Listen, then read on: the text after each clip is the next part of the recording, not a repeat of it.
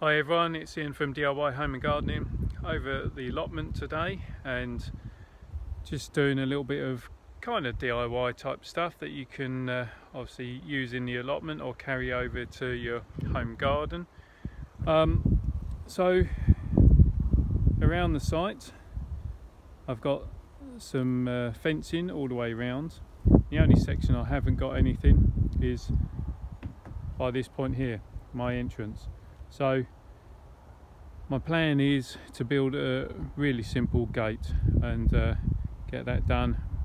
Should take no more than about half an hour. So just using some old bits of pallet wood. I've knocked in these couple of uprights, one on that side and one on that side. Next stage is to check your measurements. So you want to measure across the base and then do the same at the top of your post, and then you'll know then whether your posts are straight or wonky. You can even make adjustments on your gate when you're building it, or ideally get your posts in straight. So having measured top and bottom, they both come out at 91 centimeters. So we will be going just short of the 91 centimeters, so we'll probably go to about the 90 centimeter span for in terms of cutting. That gives us a little bit of wiggle room for fixing hinges on, and just to make sure that your gate isn't going to be rubbing against the side all the time. Equally, as you can see, the posts aren't particularly tidy, so some of that will be got over. Just some old pallet wood. So first thing is to mark out two sections of 90 wide, and you'll also want to mark out two sections of upright timber. In this instance I'm going to go with 70 centimeters in height, which will take me above the post but in line with the metal fencing. So that's my job: cut two lengths 90 centimeters long, two lengths 70 centimeters long. So to make sure you're cutting it at a nice straight angle, mark it on your 70 centimeters. Now you can either use a set square, let's get rid of the leaf.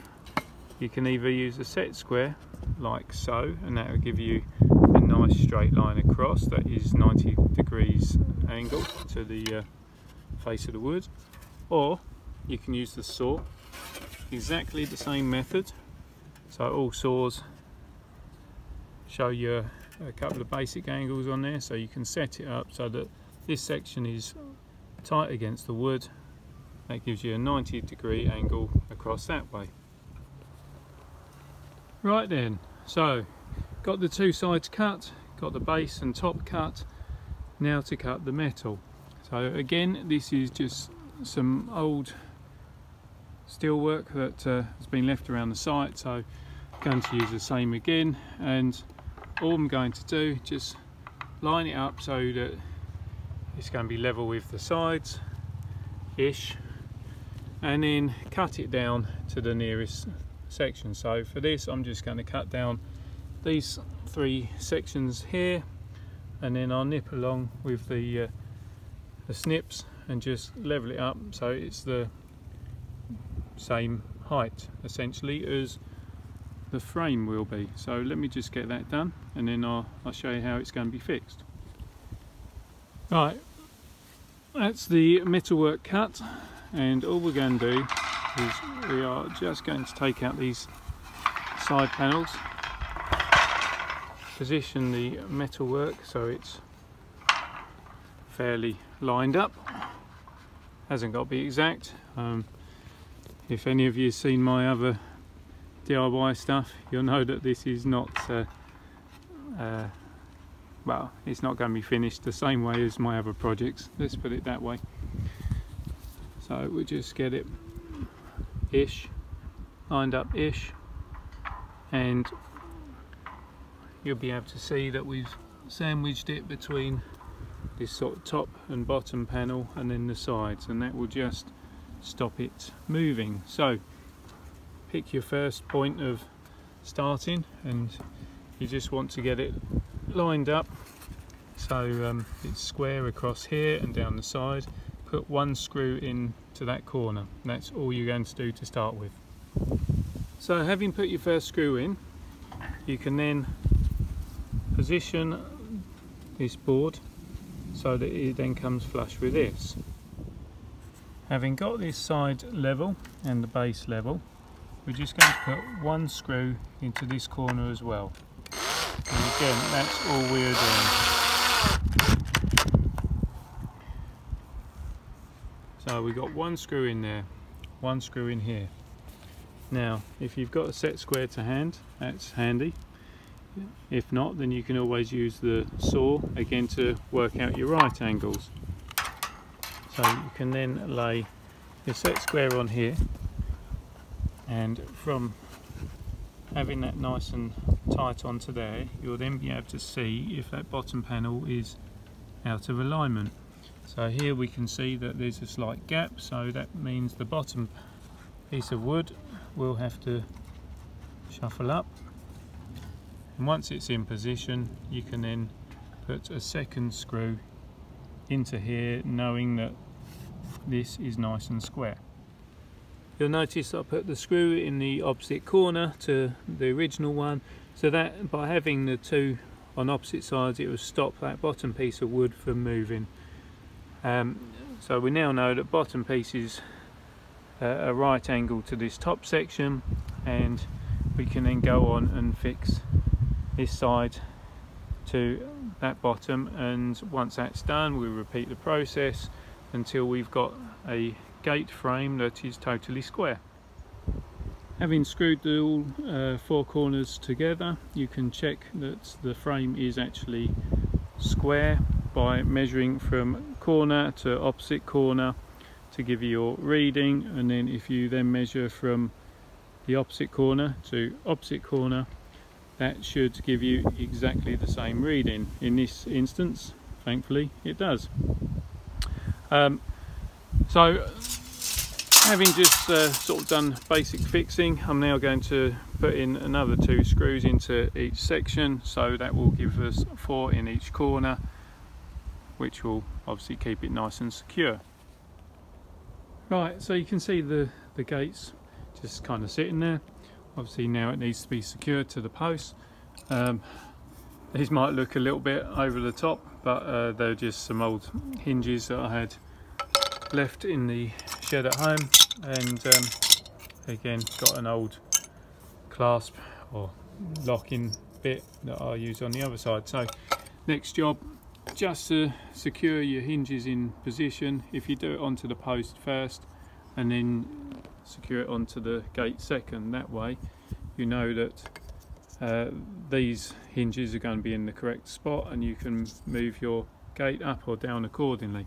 If you fix them onto the gate first and then go to move it up, you could find that actually the hinge is over the top of the post, so screw to the post rather than to the gate itself.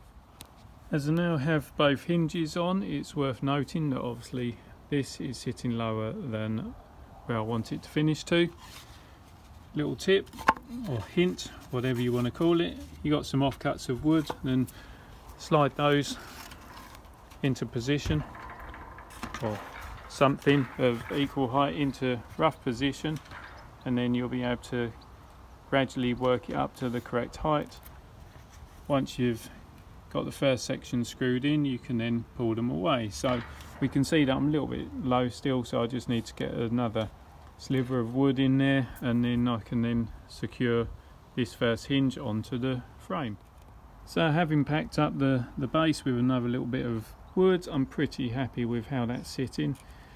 So now to secure the hinge onto the frame of the gate.